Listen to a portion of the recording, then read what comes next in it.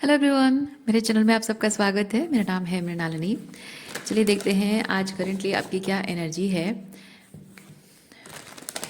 और उसके अकॉर्डिंग देखेंगे कि आप टैरो कार्ड से चेक करेंगे कि आपके स्पेसिफिक सिचुएशन के बारे में क्या मैसेज यूनिवर्स आपको देना चाहते हैं।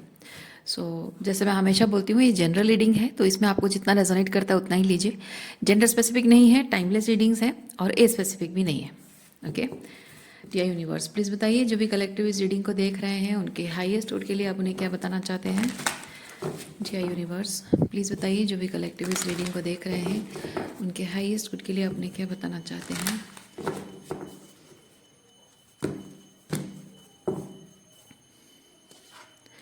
Okay, success and happiness are coming. Wow, बहुत अच्छी एनर्जी है। Success and happiness, enjoy and celebrate life. Okay, बहुत ही खूबसूरत। आपके करियर को लेकर या रिलेशनशिप को लेकर ये मैसेज हो सकता है। To confirm is to die inside. Oh, maybe अपने करियर को लेकर या रिलेशनशिप को लेकर आपने बहुत कुछ स्ट्रगल और चैलेंजेस देखे हैं, इसीलिए यहाँ पे ये कार्ड बता रहा है कि आपको अपने अंदर के किसी एक एस्पेक्ट को बहुत ट्रांसफॉर्मेशन से गुजरना पड़ा हो और कंप्लीटली एंड करना पड़ा हो। कुछ कुछ पैटर्न्स आपको एंड करने पड़े हों, कुछ थॉट प्रोसेस आपको कंप्लीटली रिलीज करने पड़े हों। तो डिफ़िकल्ट, चैलेंजिंग ट्रांसफॉर्मेशन आपका हुआ है और अब हाँ, हो सकता है कि बहुत लंबे टाइम से आप इंतज़ार भी कर रहे हों।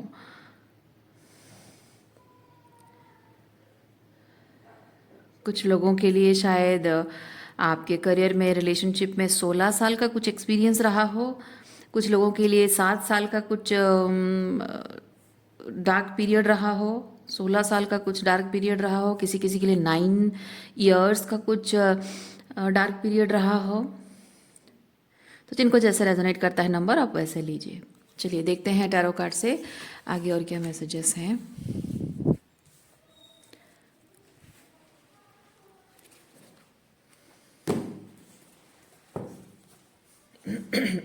Excuse me.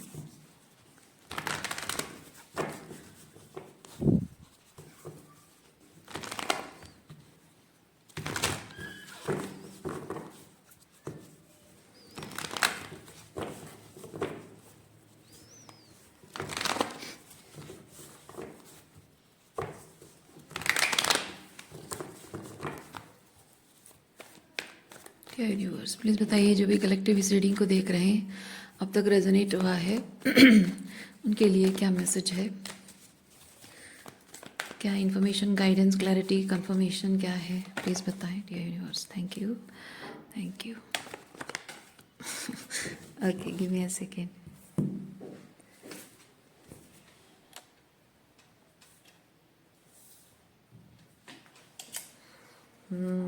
Guilt, rebirth. Okay, guilt खत्म हो रहा है। गिल्ट खत्म हो रहा है आपके अंदर से।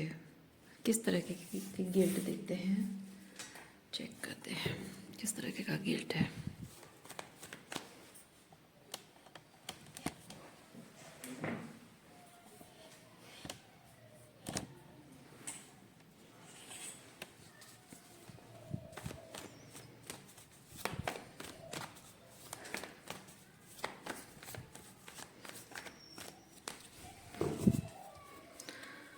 Guilt, understanding, laziness.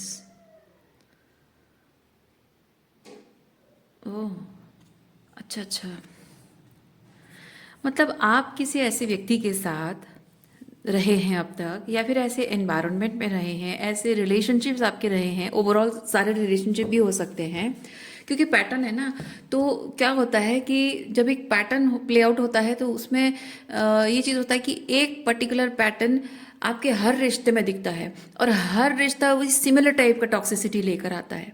तो इसीलिए आप देखेंगे, नोटिस करेंगे कि किसी की लव लाइफ में डिसेप्शन अगर है, थर्ड पार्टी सिचुएशन इन्वॉल्वमेंट है, तो हर ब्रेकअप के बाद एक नए रिलेशनशिप में फिर एक टॉक्सिक मतलब यही टॉक्सिक साइकिल चलता रहेगा। या फिर फैमिली में अगर आपने नार्सिसिस्टिक फादर को एक्सपीरियंस किया है तो आपके ब्रदर भी नार्सिसिस्ट होंगे, आपके हस्बैंड भी नार्सिसिस्ट होंगे, आपके मतलब जब उम्र हो जाती है, बुढ़ापा आता है, आपके बच्चे जब बड़े हो जाते हैं, आपका बेटा भी जब बड़ा हो जाता है वो भी एकदम नार्सिसिस्ट बन जाता है। तो ये एक मैं नहीं कह रही हूँ कि ऐसा सबकी लाइफ में है या हो रहा है, बट एक पैटर्न होता है जो कि रिपीट होता है, और वो तब तक होता है जब आप उसका लेसन नहीं सीख लेते। वो जो भी लेसन, ये रिबर्थ बता रहा है लेसन को, तो लेसन को आपने सीख लिया है तो वो खत्म हो जाता है। ओके, तो मैं यहाँ पे वही चीज़ देख रही हूँ कि कुछ एक पैटर्न है, और वो ये है कि उस पैटर्न की वजह से आप अपने जीवन में इस गिल्ट में है। गिल्ट क्यों है? क्योंकि यहाँ आपको हमेशा ये बताया गया है, आपको किसी तरह से गिल्टी फील कराना, ट्रिगर करना, आपको गैसलाइट करने की कोशिश करना कि आपकी जो नीड्स है वो सही नहीं है, आपकी जो विश है, आपके जो सपने हैं वो सही नहीं है। ओके, या फिर आप अपने मैरिज में या फैमिली सिचुएशन में अगर आप कह रहे हैं कि नहीं ये चीज़ मुझे अच्छा नहीं लग रहा, मेरे मन को सुहा नहीं रहा है, या फिर मेरा मन नहीं कहता कि ये चीज़ हमें करना चाहिए, पर आपका परिवार कहता है कि नहीं ये चीज़ करना होगा, क्योंकि तुम्हारा मन तो बस कहीं किसी दुनिया में होता है। मतलब एक होता है ना, लोग गैसलाइट करते हैं कि लोग बस अपनी बात को कन्विंस करनी होती है कि नहीं हम जो कह रहे हैं वो सही है, चाहे वो कितना भी गलत क्यों ना हो। और आपको गलत साबित करने के लिए लोग डिफरेंट तरीके अपनाते हैं। कोई किसी को पागल कहता है, कोई किसी को सपनों की दुनिया में खोए रहना, इम्प्रैक्टिकल होना, ओवर सेंसिटिव, ओवर इमोशनल होना, ओवर रिएक्टिव होना, इस तरह के शब्द इस्तेमाल करके किसी इंसान को गैसलाइट करना टॉक्सिक नार्सिसिस्ट लोगों की आदत होती है। और वही चीज़ शायद आपके साथ हुई है हमेशा से, और मैं देख रही हूँ कि आप वो गिल्ट रिलीज कर रहे हैं फाइनली। अच्छा, और क्या चीज़ें देखते हैं, ये क्या है? हाँ, एग्जिस्टेंस। आपको जैसे हमेशा प्रूव करना पड़ता रहा होगा कि आप किसी की जिंदगी में जैसे बोझ नहीं हो, जैसे आपको किसी का ट्रस्ट अर्न करना पड़ रहा है। किसी का ट्रस्ट तो चलो अर्न करना पड़ता है, लेकिन एक चीज़ है कि आपको प्यार अर्न करना पड़ रहा है। आपको अपने हस्बैंड को, मैं एग्जांपल दे रही हूँ, आपको अपने हस्बैंड को ये साबित करके दिखाना पड़ रहा है कि तुम जो मेरे ऊपर पैसा खर्चा कर रहे हो मैं वो डिजर्व करती हूँ, वो मैंने अर्न किया, मैंने सच एंड सच चीज़ें किया, डिजर्व करती हूँ। मतलब ये चीज़ है कि एक्चुअली डिजर्व तो आप करते हैं, लेकिन मैं अर्न करने वाली बात में फील कर रही हूँ। लाइक आप उनको प्रूव करने की कोशिश करते होंगे हमेशा कुछ ना कुछ करके, जिससे कि उनको लगे कि हाँ तुम देखो ये चीज़ मैंने तुम्हारे लिए किया, सो मैंने अर्न कर दिया तुम्हारा प्यार, है ना। तो घर परिवार में मतलब हस्बैंड की लाइफ में बीवी की जगह, घर परिवार में एक बहू की जगह, और घर में लाइक डिसीजन मेकिंग में, हर चीज़ की इन्वॉल्वमेंट में, जैसे आपको अपनाया नहीं जा रहा है, अपना माना नहीं जा रहा है, और आप वो अपनी जगह परिवार में एस्टैब्लिश करने के लिए कुछ अर्न करने की ज़रूरत आपको पड़ रही है। सो आपको हमेशा एहसास दिलाया जा रहा है कि आपकी एग्जिस्टेंस जैसे सबके लिए बोझ है। यस, शायद आपके हस्बैंड आपको जताते होंगे कि बैठ के घर में बैठे बैठे बस रोटी तोड़ती रहती हो, कुछ काम करती नहीं हो, मैं पैसा कमा के लाता हूँ और मुझ पर हुक्म चलाती रहती हो, ये चाहिए वो चाहिए, ऐसा है वैसा है, तुम्हारी मम्मी ने ऐसा किया वैसा किया। जैसे कि वो कमा कर खिला रहे हैं और आप घर में बैठे हो, यानी कि घर में अगर कुछ आपके साथ साइकोलॉजिकल अब्यूज़ हो रहा है, इमोशनल अब्यूज़ हो रहा है, तो आप कुछ कहने का कोई आपको हक नहीं है, क्योंकि आप कमा कर नहीं लाते हो। तो इस तरह का हो सकता है।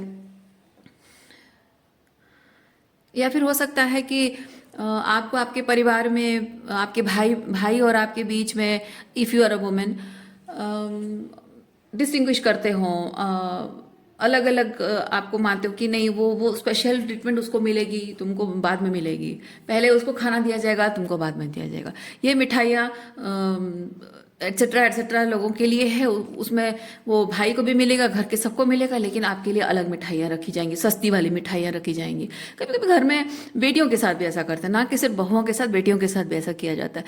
तो मैं कहना ये चाह रही हूँ कि जैसे कि आपको अपनी एग्जिस्टेंस प्रूव करने की जरूरत पड़ रही है कि आप क्यों मायने रखते हैं, आपको क्यों हक है कि वो सब कुछ जो दूसरों के लिए है वो आपके लिए भी है, आपका भी हक है। अगर दूसरों को सपना देखने का हक है, अपने हिसाब से अपनी पसंद से अपनी जिंदगी जीने का हक है, तो आपको भी हक है। क्यों? वो प्रूव करना पड़ रहा है। लेकिन गिल्ट कार्ड जब यहाँ रिबर्थ के साथ आया है, मैं फील कर रही हूँ कि अब आप वो चीज़ नहीं फील करते हैं। अब आप शायद समझ गए हैं इस बात को कि मैं एट्सेट्रा जो भी चीज़ें डिजर्व करती, मेरा सपना है, मेरी खुशियों की ज़िंदगी है, जिस तरह से कपड़े पहनना, जिस तरह की ज़िंदगी जीना, जिस तरह के अच्छा खाना खाना, अपनी पसंद के हिसाब से ज़िंदगी जीना, ये सब चीज़ें करने का हक मुझे है, मैं डिज़र्व करती हूँ, मुझे अर्न करने की ज़रूरत नहीं है, क्योंकि ये सब चीज़ें भोगने का जो अधिकार मुझे ईश्वर ने दिया है। क्योंकि ईश्वर ने मुझे पैदा किया है और मुझे ऐसे एम्बियंस में पैदा किया है और जहाँ पे सब कुछ अबंडेंटली है, तो मुझे हक है, ईश्वर ने हक दिया है मुझे। हाँ, अगर मैं किसी गरीब परिवार में पैदा हुआ होता या हुई होती, तो वो चीज़ भोगने का हक मैं लेकर नहीं पैदा हुआ हूँ, लेकिन मेरे अंदर वो स्किल है, वो टैलेंट है, वो क्रिएटिविटी है और आत्मविश्वास है कि मैं वो धन दौलत कमाकर अपने परिवार के लिए वो कर सकता हूँ।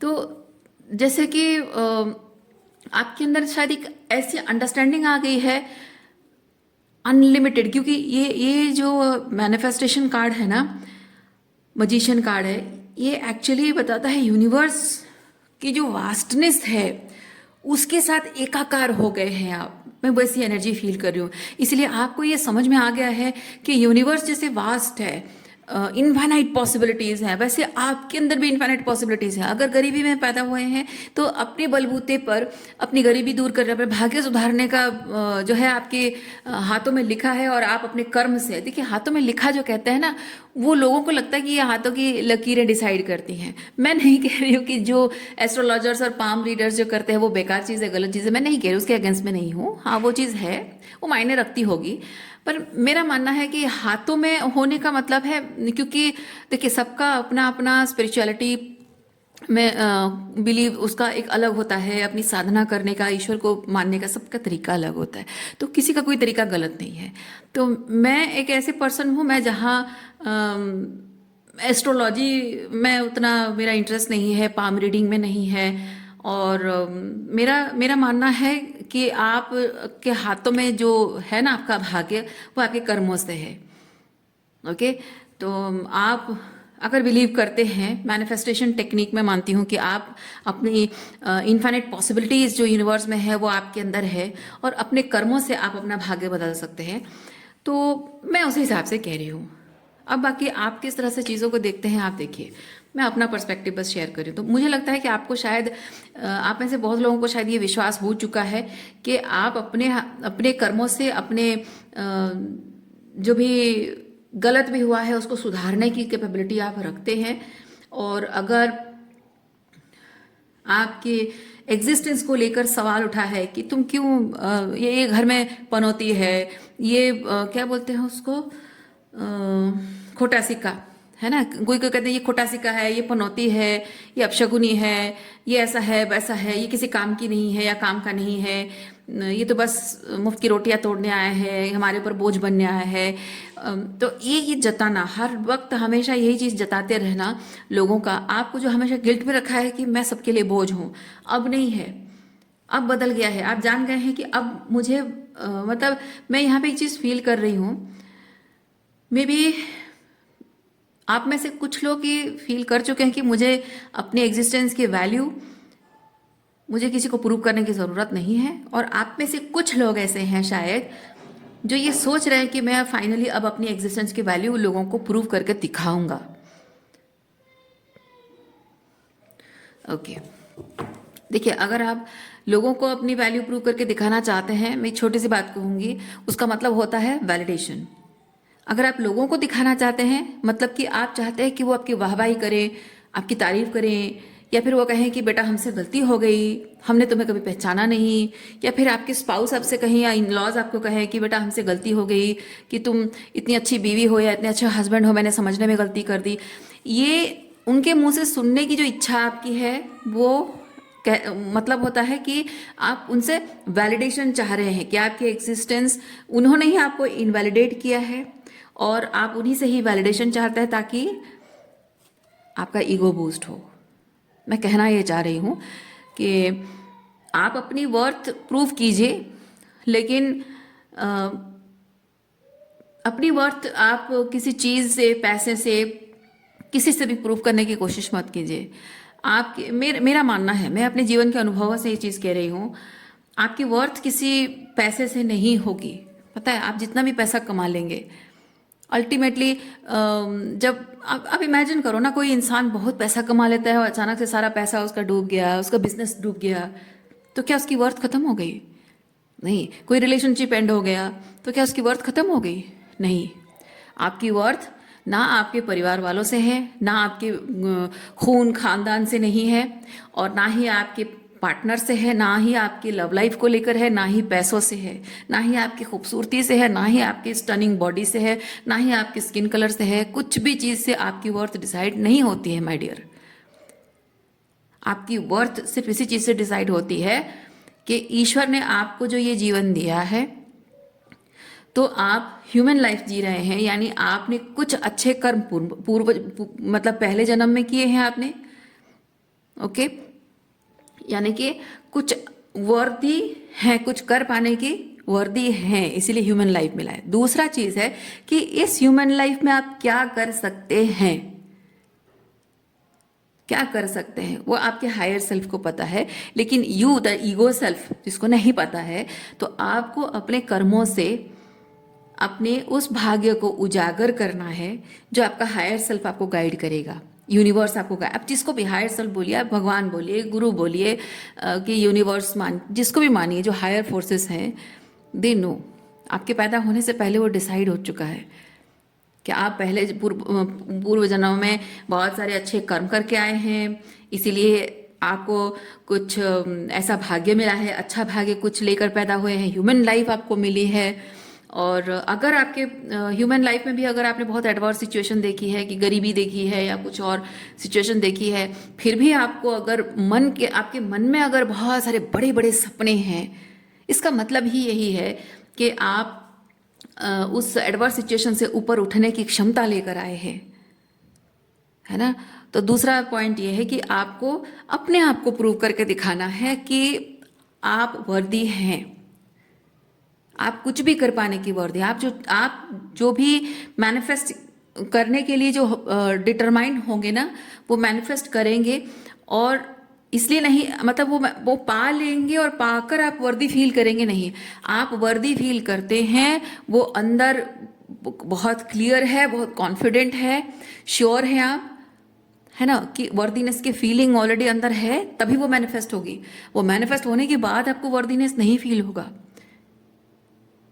आप पहले अंदर से वर्दी फील करेंगे, उसके लिए काम करेंगे, तभी वो मैनिफेस्ट होगा, है ना। ये दोनों पॉइंट बहुत इंपॉर्टेंट होता है मैनिफेस्टेशन में।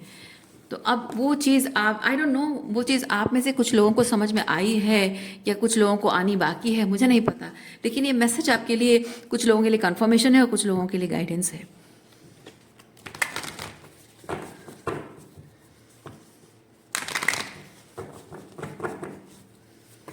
हो सकता है कि आप लोगों में से जिनको रियलाइज़ नहीं हुआ है, maybe you are going through dark night of soul, जहाँ सब कुछ एकदम आपके लाइफ में अंधेरा ही अंधेरा है, कहीं कोई डायरेक्शन नहीं, एकदम सब कुछ साइलेंट है, एकदम नथिंगनेस है, और कहीं कोई मूवमेंट, मतलब कोई स्पिरिचुअली स्पीकिंग है, आपके करियर वाइज, रिलेशनशिप वाइज कहीं कुछ मूवमेंट नहीं है, कहीं किसी से मिलना नहीं हो पा रहा है, शायद आपका मन, अंदर से मन भी बहुत खाली लग रहा है, आप जैसे कुछ करने का अंदर से मोटिवेशन भी नहीं फील कर रहे हो, शायद एकदम डार्क नाइट। अगर आप जानते हैं डार्क नाइट ऑफ सोल क्या है, आप जानते हैं, तो जाहिर सी बात है, और ज़्यादा मुझे एक्सप्लेन करने की ज़रूरत नहीं है। So this is it. अगर ऐसा है तो वही आपको बताना चाह रहा है कि आपकी वर्थ किसी और चीज़ से नहीं है।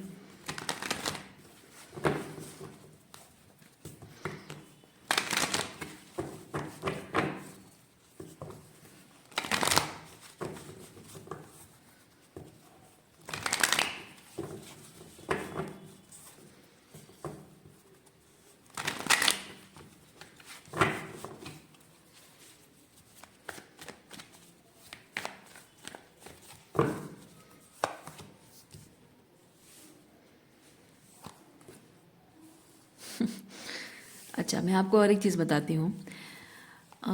जनरली क्या होता है, जब आप अपनी लाइफ में कुछ मैनिफेस्ट करना चाह रहे हैं, तो मैनिफेस्टेशन के प्रोसेस में पहले ये चीज़ होता है कि आप बहुत, आपकी जो इच्छा है बहुत इंटेंस है ना, वो इंटेंसिटी के साथ आप काम भी करते हैं, लग जाते हैं कुछ करने के लिए। तो वो जब आप करते हैं पूरे डिटर्मिनेशन के साथ, क्योंकि वहाँ पे ये चीज़ होता है कि आपने अपने जीवन में कुछ एडवर्स सिचुएशन देखे हैं, या फिर एक टॉक्सिक रिलेशनशिप आपने एक्सपीरियंस किया, कुछ भी जो है आपके विरोधाभासी चीज़, ओके, आपकी ग्रोथ, आपकी खुशी, आपकी मानसिक शांति के विरोधाभासी कोई भी चीज़ आपने अनुभव किए हैं। तो उससे बाहर निकलने के लिए इंसान का जो एक कॉमन साइकोलॉजी में बता रही हूँ, उससे बाहर निकलने का इंसान का जो एक अंदर से जो तड़प होती है ना, वो तड़प इंसान को इतना अंदर से स्ट्रांग बना देती है, डिटरमाइन कर देती है, कि वो इंसान उस टॉक्सिक सिचुएशन के बारे में सोचने के मतलब बारे में सोचना बंद कर देता है और अपनी ग्रोथ पर ध्यान देता है। तो वो हुआ है आपके जीवन में, वो चीज़ शायद हुआ है कि आपने वो ग्रोथ देखी है, लेकिन उस लेवल पे शायद आपने नहीं देखी है, क्योंकि पोस्टपोनमेंट कार्ड मुझे ये चीज़ बता रहा है। देखिए, यहाँ पे एक चीज़ है कि कुछ बहुत इंटेंसिटी के साथ आता भी है, लेकिन कुछ लर्निंग लेसन्स भी लेकर आता है। किसी इंसान का करियर, अगर आपको बहुत इंटेंसिटी, जैसे कि आप रिलेशनशिप में आप अगर जा रहे हैं और एकदम से सब कुछ फटाफट फटाफट फटाफट होने लग जाता है, तो जो भी बहुत ही डीप लेवल पे जो चीज़ें होती हैं, इमोशंस होती हैं, पैटर्न्स होते हैं एक दूसरे के, वो पता नहीं होता है, क्योंकि वो सुपरफिशियल लेवल पे जो इंटेंसिटी होती है ना, कोई कितना सेक्सुअली अट्रैक्टेड है, इमोशनल, मतलब वो कितना एक दूसरे के लिए फील कर रहे हैं, कितना अट्रैक्शन है, कितना मिलना जुलना, बातें करना, गिफ्ट देना, ये वो फ्लर्ट, मतलब रोमांटिसिज्म, सब कुछ, ये चीज़ कितना अट्रैक्टिव लगता है। ऑल ऑफ ए सडन फिर शादी हो गई, या फिर अगर अरेंज मैरिज भी जैसे होता है कि शादी हो गई, बहुत ही ग्रैंड तरीके से शादी हुई, बड़ा ही फैसिनेटिंग स्टोरी रहा है आपकी शादी के प्रोसेस का, और फिर हनीमून, ये वो, यहाँ पेरिस घूमने जाओ, इधर उधर, बहुत सारा गिफ्ट है, सरप्राइजेस है, ये वो, तो उसमें बहुत सारा ग्रैंड चीज़ें हो जाता है। लेकिन फिर उसके बाद पहले पहले कुछ दिन भी सब कुछ अच्छा अच्छा चलता है, कुछ महीनों बाद, 6-7 महीने या फिर 1 साल बाद, अब एक दूसरे की आदत पड़ जाती है, और एक दूसरे की बुरी आदतें भी अच्छी लगने लगती हैं। बिस्तर पर गीला टॉवल रख दिया, या फिर कुछ और कर दिया, खाना बनाने का मूड नहीं है महिलाओं को, या फिर कुछ और चीज़ें हैं। तो ये सब चीज़ें ना, पहले पहले जब बहुत रोमांटिक होता है सब कुछ, तो कुछ इफेक्ट नहीं करता है, खराब नहीं लगता है। लेकिन जैसे जैसे नॉर्मलाइज होने लगता है, वो रोमांस धीरे धीरे थोड़ा सा कम होने लगता है, वो उसकी जो लहरें हैं, है ना, बहुत हैवी वेव्स जो होती हैं, वो थोड़ी कम हो जाती है, थोड़ी शांत हो जाती है। उसके बाद वो जो चीज़ें, जो बुराइयां, जो गलत चीज़ें होती हैं, वो अच्छी लगती थी, अब वो चीज़ें चुभने लगती हैं। साथ ही साथ और भी बहुत सारी ऐसे एक दूसरे के बारे में जानने को, बहुत सारी चीज़ें, डार्क चीज़ें, बहुत कुछ एक दूसरे के बारे में जानने को मिलती है, जिससे धीरे धीरे एक दूसरे से इंसान डिसगस्टेड होने लगता है। फिर उसके बाद चिड़ कर झगड़े होने लगते हैं, फिर रिश्ते खराब होने लगते हैं, कमज़ोर पड़ने लगते हैं। करियर में भी वही चीज़ होता है। जब आप एक करियर शुरुआत कर रहे हैं, एकदम से फटाफट फटाफट फटाफट सब कुछ होने लग गया, आपको क्लाइंट मिल गए, आपको काम मिल गया, आपको बहुत प्रमोशन हो गया, बहुत सारा पैसा कमा लिया, फिर एकदम से बहुत पैसा कमा कर आप ट्रिप में चले गए, बहुत सारा शॉपिंग कर ली, बड़ी गाड़ी ले ली, बड़ा घर ले लिया, बच्चों को एकदम बड़े स्कूल में डाल दिया, इंटरनेशनल स्कूल में डाल दिया, ये वो बहुत कुछ कर लिया। उसके बाद जब सब कुछ अ, वो एक्साइटमेंट थोड़ी सी थम जाती है, काम वही चल रहा है, लेकिन वो जो रिकग्निशन आपको एकदम स्टार्टिंग में मिलती है, वो धीरे धीरे एकदम धीरे धीरे सेटल डाउन होने लगती है। और उस वक्त थोड़े से बीच में क्या होता है, थोड़े क्लाइंट आना बंद हो जाते हैं, या फिर पैसा थोड़ा सा आपका कहीं भी इन्वेस्ट किसी तरह से कर रहे हो, उतना ग्रो हो नहीं रहा होता है। तो उसके बाद जब थोड़ा सा शांत हो जाता है ना, तो धीरे धीरे ऐसा लगता है कि वो बिजनेस अब ठप हो जाएगा, है ना। धीरे धीरे वो ग्रोथ कम नहीं लगती, मोटिवेशन कम नहीं लगता है। वो जो इतने सारे खर्चे कर दिए हैं आपने स्टार्टिंग में, वो सबकी ईएमआईज बाकी हैं, गाड़ी की लोन की ईएमआईज बाकी हैं, इसका बाकी है, उसका बाकी है, तो फिर उसके बाद ट्रबल्स बढ़ने लगती हैं। तो मैं कहना ये चाह रही हूँ किसी भी रिलेशनशिप में, चाहे करियर भी आपका एक रिलेशनशिप है, मनी के साथ भी एक रिलेशनशिप है, और लव लाइफ है, फैमिली सिचुएशन भी है। किसी भी तरीके की किसी रिलेशनशिप में जब आप जुड़ते हो तो वहाँ पे इंटेंसिटी से वो जो चीज़ आती है वो बहुत एक्साइटमेंट लेकर आती है। ओके, बहुत रंगीन सपने लेकर आती है, और लगता है इंसान को कि अब फाइनली मेरी ज़िंदगी में सब कुछ अच्छा हो जाएगा, सब बढ़िया हो जाएगा। लेकिन उसके बाद पोस्टपोनमेंट का पीरियड आता है।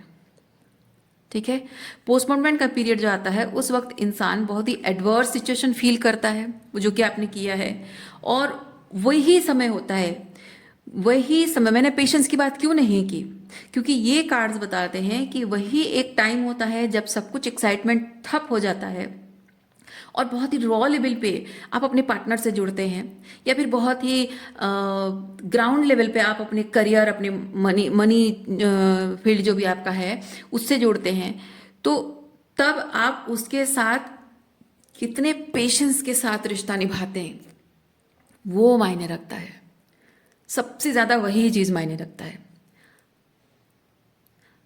ठीक है, लोगों का ऐसा होता है कि शादी हो गई, बढ़िया बढ़िया 2 साल, एक साल 2 साल बहुत अच्छा चल गया, उसके बाद रिश्ता टूट गया, फिर एक आध साल इधर उधर घूमेंगे, ट्रिप में जाएंगे, इधर उधर अकेले जाके सोलो घूमेंगे, दोस्तों के साथ पार्टी वार्टी करेंगे, और थोड़ा सा सैड सॉन्ग सुनेंगे, गाना वाना सुन के, फिर उसके बाद अपनी वाइफ को या अपने हस्बैंड को रिजेंट करेंगे, और उसके बाद फिर से कोई ऑफिस में या कहीं पे कोई लड़की या लड़का पसंद आ जाएगा, फिर उसके साथ डेटिंग वेटिंग चलेगा, फिर उसके साथ शादी हो जाएगी, फिर सब फिर लव बबल फिर शुरू हो जाएगा, फिर एक आध साल में फिर शादी टूट जाती है। क्यों होता है? करियर में बार बार लोग चेंज करते हैं, नए करियर में जाते हैं, फिर से वही थोड़ा सा डाउन टाइम चलता है, फिर छोड़ देते हैं, फिर नई कंपनी ज्वाइन करना, नई कंपनी, फिर इसको छोड़ के फिर नई कंपनी। इसका मतलब होता है कि उस इंसान के अंदर जो रॉ लेवल पे चीज़ें जो हो रही हैं, रिचुअलिस्टिक तरीके से काम करते रहना, डेडिकेटेड रहना, अपने रिलेशनशिप को कमिटेड रहना, और रॉ लेवल पे जो चीज़ें हो रही हैं वो क्या होता है कि इंसान को अपने अंदर झांकने पर मजबूर करता है कि देखो सब कुछ अच्छा अच्छा तुम्हारे बारे में वो बोल रही थी, अच्छा हो रहा था तो मज़ा आ रहा था, लेकिन अब एक्चुअली में she doesn't like certain things about you, और he doesn't like certain things about you. तब रिजेक्शन की फीलिंग आती है। ये रिजेक्शन रिजेक्शन नहीं होता है, वो सिर्फ आपका ईगो कहता है इट्स रिजेक्शन। और तब आप सोचते हैं कि यार मैं जैसी हूं वैसे मुझे अपनाने में उसको क्या दिक्कत है। आप जैसे हैं वैसे आपको अपनाने में सामने वाले को दिक्कत नहीं होनी चाहिए, लेकिन आप अगर कुछ ऐसा कर रहे हैं जो किसी के फीलिंग्स हर्ट हो रही है, किसी के बाउंड्रीज डिसरेस्पेक्ट हो रही है, किसी के वैल्यू उसको, मतलब उसको उसके बारे में बहुत घटिया एहसास दे रहा है आपकी कोई बात या बिहेवियर, तो वहां आपको बदलना चाहिए, है ना। तो वही बात है कि कोई ट्रूली एक रिलेशनशिप में कोई किसी को बदलना नहीं चाहता। सिंपली ये चीज़ होती है कि आपकी कुछ बातें उनको पसंद नहीं आई, उनको उनकी कोई बात आपको पसंद नहीं आई, that means you both need to do that shadow work कि मेरी ये बात उसको क्यों नहीं पसंद आई। अब मैं जैसा हूँ वैसा हूँ, लेकिन आप जैसे हैं वैसे हैं, वो चीज़ आपकी शैडो साइड है ना। आप कुछ अच्छा कर रहे हो और सामने वाले को नहीं पसंद आ रहा है, नहीं समझ में आ रहा है, तो वहां पे आप बैठ के बात कर सकते एक दूसरे से कि हाँ ये चीज़ मैं ऐसा कर रहा हूँ because my intention is like this and that. अगर वो सही इंटेंशन, आप सही बात है, आपकी रिलेशनशिप में कंस्ट्रक्टिव तरीके से वो काम कर रहा है, तो डेफिनेटली आपके पार्टनर को वो समझ में आएगा। लेकिन अगर आपका कोई सर्टन बिहेवियर बहुत डिस्ट्रक्टिव है, तो मैं 100% श्योर हूं कि आप उस चीज़ के बारे में बात नहीं करना चाहेंगे। आप ऐसे लोगों से डील करते हैं, है ना। आप ऐसे लोगों से डील कर रहे हैं जो कि आप जब उनको बताते हो कि आप एक्सेट्रा चीज़ कर रहे हो because this and this reason है, आपको बुरा लग रहा है, तो वो उस चीज़ पर नज़र डालना नहीं चाहते, बल्कि आपको गिल्ट ट्रिप करते हैं, आपको गिल्टी फील कराते हैं। क्यों? क्योंकि जो इंसान अपने गिरेबा में झांक कर नहीं देखना चाहता है, अपनी गलतियों को सुधारना नहीं चाहता है, वो एक बेटर ह्यूमन बींग बनना नहीं चाहता है, उसके लिए बहुत आसान तरीका होता है दूसरों को गिल्ट ट्रिप करना। दूसरों के, क्योंकि देखिए अच्छाई बुराई आप में भी है, मतलब सही अच्छा गलत कुछ ना कुछ है ना, आदतें आप में भी है उनमें भी है। तो आप अपनी अच्छी आदतों को भी कर रहे हैं, बुरी आदतें जो आपकी हैं अगर आपको बताया जाए तो मे भी आपके अंदर वो है, नेचर है आपका कि अपनी बुरी आदतें आप सुधार दें। या फिर शायद आपको पता, कुछ कभी कभी ऐसा होता है कि आपको कभी पता भी नहीं चलता है कि आप बिकॉज ट्रॉमा रिस्पॉन्स है या कुछ और सिचुएशन की, कुछ और ऐसे एडवर्स सिचुएशन की वजह से कुछ ऐसे पैटर्न्स डेवलप होते हैं जिसे इंसान समझ नहीं पा रहा होता है कि वो चीज़ किस तरह से गलत क्या बोलते हैं उसको, गलत तरीके से वो प्ले आउट हो रहा है, और वो कैसे आपके और आपके रिलेशनशिप में प्रॉब्लम क्रिएट कर रहा है, कुछ लोगों को समझ में नहीं आ रहा होता है। सो वहाँ पे उनको बताने की ज़रूरत है। तो कभी कभी आपको ऐसा होता होगा कि आप जानते हैं कि आप गलत नहीं कर रहे हैं, कभी कभी ऐसा होता होगा कि आप जान नहीं पा रहे हैं कि आप जो कर रहे हैं वो आपको लग रहा है कि आप सही कर रहे हैं लेकिन वो गलत हो रहा है। कैसे? जैसे कि किसी को प्यार करना गलत नहीं है, मैं एक एग्जांपल दे रही हूँ, किसी को प्यार करना गलत नहीं है, लेकिन आपकी भावनाओं को आपके ही खिलाफ इस्तेमाल करने वाले लोगों को अपना पूरा दिलो जान निछावर करके प्यार करना, ये गलत बात है ना? अच्छी आदत है, बात अच्छी है, लेकिन गलत टाइम पे गलत लोगों पे वो अप्लाई कर रहे हैं आप, तो वो आप ही के खिलाफ गलत तरीके से काम कर रहे हैं, है ना? वैसे होता है।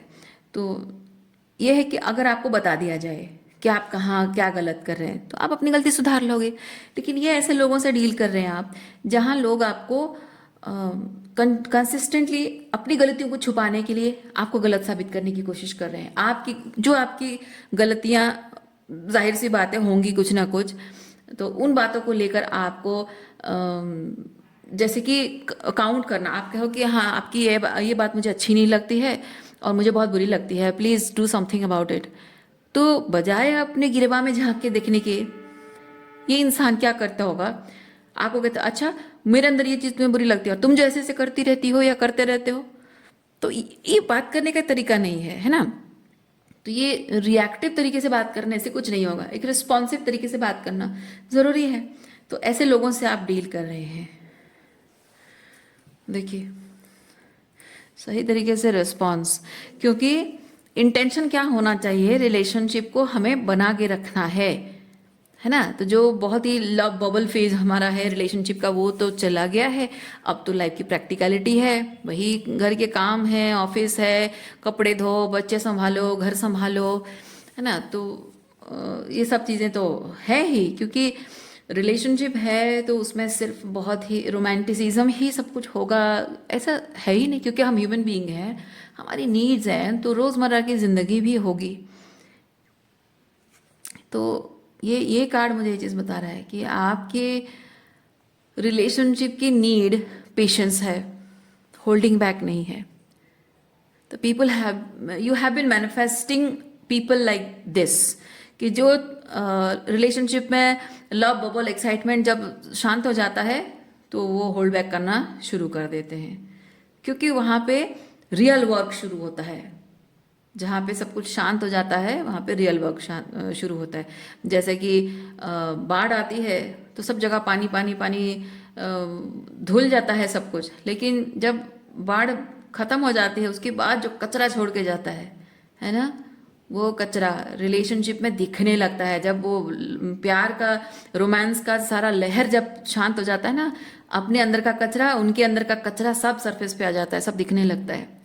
तो एक दूसरे के साथ पेशेंस रखना और रिलेशनशिप के ऊपर वो प्रभाव ना डाले उसके लिए खुद पर काम करना, वो भी काम करेंगे खुद पर, आप भी खुद पर काम करोगे, एक दूसरे को हेल्प करेंगे, एक दूसरे के साथ लविंग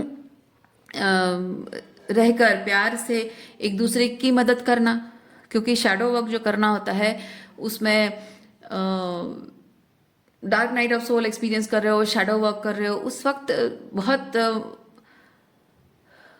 बहुत इम्पॉर्टेंट हो जाता है कि आप अपने पार्टनर के साथ जो एक डिस्टेंस महसूस कर रहे होते हैं और आपके शैडो वर्क में वो आपके साथ नहीं है, आपसे दूर है, वो चीज़ आप जाहिर सी बात है आप महसूस कर रहे हैं कि आप जब जब आपको सबसे ज़्यादा ज़रूरत होती है अपने पार्टनर की, अपनों की कोई नहीं होता है तो कैसा होता है आपको पता है ना। तो ऐसे में बहुत ज़रूरी होता है कि एक दूसरे का साथ दिया जाए, और एक दूसरे को कुछ भी अगर जानना है, किसी चीज़ पे बात करनी है तो रिस्पॉन्सिव वे में बात की जाए, रिएक्टिव वे में नहीं। रिएक्ट करने से शैडो वर्क नहीं होता है। रिस्पॉन्स करने से, सुनने से, नॉन जजमेंटल होकर बात सुनने से ही रिलेशनशिप में दोनों ही साथ में मिलकर शैडो वर्क कर सकते हैं। ओके, तो ये जो फेज होता है ना आपकी रिलेशनशिप का, एक dark night of soul experience है। और ऐसे में अगर दोनों साथ में मिलकर वो शैडो वर्क करें तो ये डार्क नाइट का जो पीरियड होता है ये एक ख़त्म हो जाता है। और एक बार ये पीरियड ख़त्म हो गया उसके बाद आप देखेंगे आपका रिलेशनशिप कितना स्ट्रांग हो जाएगा। और यही यही एक फेज होता है जहाँ बहुत सारे लोग, मैक्सिमम लोग गिव अप कर देते हैं, रिश्ते छोड़कर चले जाते हैं। कुछ लोग होते हैं जो डर के मारे रिश्ता छोड़ के भाग जाते हैं क्योंकि वो डील नहीं करना चाहते। और कुछ लोग होते हैं जो अपने पार्टनर के नॉन रेसिप्रोसिटी की वजह से, नॉन रिस्पॉन्सिवनेस की वजह से, इमेच्योरिटी की वजह से मजबूर होकर रिश्ता तोड़ देते हैं।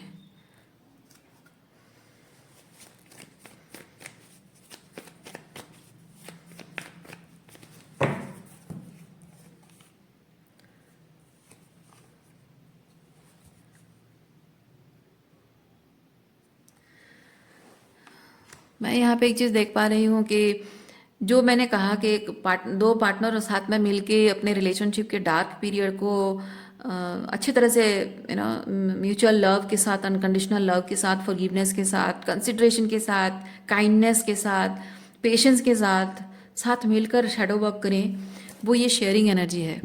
और मैं फील कर रही हूँ कि आपके लाइफ में वो शेयरिंग एनर्जी नहीं है, क्योंकि ये क्वीन ऑफ सॉर्ड्स है। क्वीन ऑफ सॉर्ड्स का मतलब वही है कि कोई है जो इमोशनली कोल्ड हो गया। ये डार्क पीरियड आपके रिलेशनशिप में जो है, हमेशा से लोग शायद इस ऐसा समय आते ही एकदम से कोल्ड हो जाते हैं और हाथ झटक लेते हैं, आपको छोड़कर चले जाते हैं। वही आपके साथ होता रहा है, इसलिए शायद आप आज अकेले शायद हैं, सिंगल हैं, और शायद इस वक्त आपके लव लाइफ के साथ साथ आपके करियर में भी, क्योंकि पावर ये अपनी मैं एक चीज़ फील कर रही हूँ। देखिए, आपका जो कॉन्फिडेंस है वो आपके रिलेशनशिप के ऊपर निर्भर करता रहा है हमेशा, कि वो आपके साथ हैं तो आपका कॉन्फिडेंस है, वो नहीं है तो आपका कॉन्फिडेंस नहीं है। लेकिन एक चीज़ मैं बताऊँ, रिलेशनशिप को इस डार्क फेज से बाहर निकलने के लिए पति पत्नी को, दोनों को एक दूसरे का कॉन्फिडेंस बनना पड़ता है कि भाई तुम ठीक है, तुम अपने अंदर मतलब अपने डार्क फेज से गुजर रहे हो, आई स्टिल लव यू। माना कि हमारे बीच दूरियां हैं, माना कि हमारे बीच मिल नहीं रहा है, थॉट प्रोसेस मिल नहीं रहा है, हमारे बीच कॉन्फ्लिक्ट है, दैट डजेंट मीन कि हमारा रिश्ता टूट जाना चाहिए। हम साथ में मिलकर बैठेंगे, बात करेंगे, शैडो वर्क करेंगे, अनकंडीशनल लव रखेंगे एक दूसरे के लिए, क्योंकि हमारा रिश्ता हमारे लिए इम्पॉर्टेंट है। ईगो इम्पॉर्टेंट नहीं है। चाहे मेरा ईगो कितना भी हर्ट हो, आई लिसन टू यू। चाहे मेरा ईगो कितना हर्ट हो, मैं क्या बोलते हैं उसको, एम्पथी रखूंगी, अंडरस्टैंडिंग रखूंगा, है ना। तो वो चीज़ है, कितना भी ईगो हर्ट हो, मैं पलट कर जवाब देकर तुम्हारा ईगो हर्ट नहीं करूंगी या नहीं करूंगा। रिस्पॉन्ड करना, रिएक्ट नहीं करना, वो चीज़ होना ज़रूरी है। एक दूसरे की हिम्मत पति पत्नी ऐसे ही बनते हैं। तो जनरली क्या होता है, लोगों को ये चीज़ लगता है कि एक पत्नी के लिए पति हिम्मत, मतलब हिम्मत बनना, उसकी हिम्मत, एक औरत के लिए हिम्मत बनता है मर्द तब जब उसको पैसा कमा कर देता है, उसको पालता है। ये एक गलतफहमी है लोगों की। और एक पत्नी अपने पति के लिए हिम्मत तब बनती है जब वो घर परिवार में जो कुछ भी हो रहा है वो सब कुछ सह रही है, चाहे उसके साथ कितना भी मेंटल अब्यूज हो रहा हो, घर में सास ससुर और उसके घर वाले कितना भी बुरा बर्ताव कर रहे हैं, और खुद कितनी तकलीफ में है, उसका शरीर टूट रहा है, फिर भी सबके लिए सब कुछ कर रही है, और घर की सारी जिम्मेदारी ले ली है, और पति को ऑफिस जाने के अलावा और कुछ नहीं करना पड़ रहा है। तो मर्दों को जनरली ऐसा लगता है कि मेरी पत्नी मेरी हिम्मत है, पर ये गलतफहमी है ना। तो यहाँ समझने की ज़रूरत यही है लोगों को, ये आप जिनसे भी रिलेशनशिप टूट रहा है, आपका जो पैटर्न है, वो लोग ऐसे लोगों को मैनिफेस्ट कर रहे हैं जो ये समझते होंगे शायद कि अगर मर्द मर्द औरत की हिम्मत बनता है तो पैसों से, और औरत मर्द के लिए हिम्मत तब बनती है जब मर्द को कुछ नहीं करना पड़ता है, बस ऑफिस गया, काम करके आया, बहुत बड़ा काम कर लिया, पहाड़ तोड़ के आ गया जैसा काम कर लिया, और बस बाकी घर के सारी जिम्मेदारी औरत संभाल ले, बहुत इसलिए वो मेरी हिम्मत है। नहीं, दोनों एक दूसरे के लिए हिम्मत तब होते हैं जब दोनों एक दूसरे के ईगो को हर्ट कर रहे होते हैं, उसके बावजूद भी दोनों एक दूसरे के साथ रिस्पॉन्सिव तरीके से अनकंडीशनल लव से बिहेव करते हैं और एक दूसरे का साथ निभाते हैं, और अपने मतलब एक दूसरे के बीच अपने रिलेशनशिप को स्ट्रॉन्ग बनाने के लिए क्या करना चाहिए वो समझने की कोशिश करते हैं, और दोनों ही इस बात पर फोकस करते हैं कि मेरी तरफ से क्या है मैं सुधार लूंगी, वो भी कहते हैं कि हाँ मेरी तरफ से क्या गलती है मैं सुधार लूंगा। तो दोनों जब म्यूचुअली वो चीज़ करते हैं, ये टू ऑफ कप्स म्यूचुअली जब वो चीज़ करते हैं तब आपके रिलेशनशिप बेहतर होते हैं। वरना एक इंसान होता है जो कि रिलेशनशिप में ये जो शैडो वर्क करने का जो टाइम है, डिफिकल्ट चैलेंजिंग टाइम है, उस टाइम पे वो इंसान कहता है छोड़ो यार मुझे क्या करना है, मुझे डील नहीं करना है, मुझसे नहीं हो पाएगा। सो दिस कोई कोई होता है जो होल्ड बैक करता है, ओके और दूसरा कोई होता है कि इसके होल्ड बैक करने से, इसकी रेसिप्रोसिटी नहीं शो हो रही है, उसकी वजह से कोई मजबूर होकर रिश्ता छोड़ के चला जाता है। ये क्वीन ऑफ सॉर्ड्स की एनर्जी आ जाती है। तो शायद आपके साथ भी यही चीज़ हो रहा है कि आप यहाँ एक तरह से ऐसा है कि जो इंसान शैडो वर्क करना नहीं चाहता है, अपने ईगो पर काम नहीं करना चाहता है, वो जैसे कि बहाने बनाते हैं, कोई एक्स्ट्रा मेटल अफेयर में चला जाता है, कोई शहर से बाहर जाके कहीं नौकरी करने लगता है, बहाने बनाता है कि नहीं मैं बाहर जा रहा हूँ, मैं तुम्हें साथ में लेके नहीं जा सकता हूँ, तुम यहीं घर में रहकर घर घर संभालो, काम करो, मैं बाहर रह के काम कर लूंगा, या फिर कुछ और जैसे कि पार्टनर से अलग रहने का डिसीजन ले लेना, जैसे कि डील ना करना पड़े, फेस टू फेस ना होना पड़े, या फिर उसी घर में रहने के बावजूद भी एक दूसरे से वो जानबूझ के बात नहीं करते हैं, बात बात पे ताने मारते रहना, और बात ना करने का बहाना ढूंढते रहना, वो चीज़ कोई करता है। तो ये इससे मैं बस एक सेंटेंस में एक चीज़ कहूँगी कि लोग रिश्ते की सबसे डिफिकल्ट एंड चैलेंजिंग टाइम में रिश्ता निभाने के लिए उतना दम उनके अंदर नहीं होता है, डिटर्मिनेशन नहीं होता है, शैडो वर्क करने की वो हिम्मत उनके अंदर नहीं होती है, इसीलिए वो रिश्ता तोड़ देना चाहते हैं, लेकिन खुद से नहीं तोड़ते हैं, बल्कि इस तरह से मुंह मोड़ लेंगे, इस तरह से आपसे डिस्टेंट एंड कोल्ड हो जाएंगे कि आप मजबूर हो जाओगे कि वो रिश्ता आप खुद ही छोड़ के चले जाओ।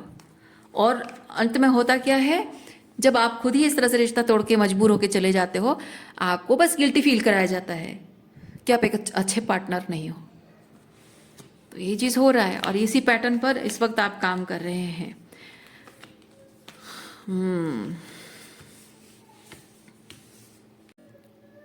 सो आज के लिए इतना ही है। उम्मीद करूंगी इस रीडिंग से आपको कुछ क्लैरिटी मिली हो। मैं आपको नेक्स्ट रीडिंग में मिलती हूँ। अपना ख्याल रखिए, खुश रहिए, बाय।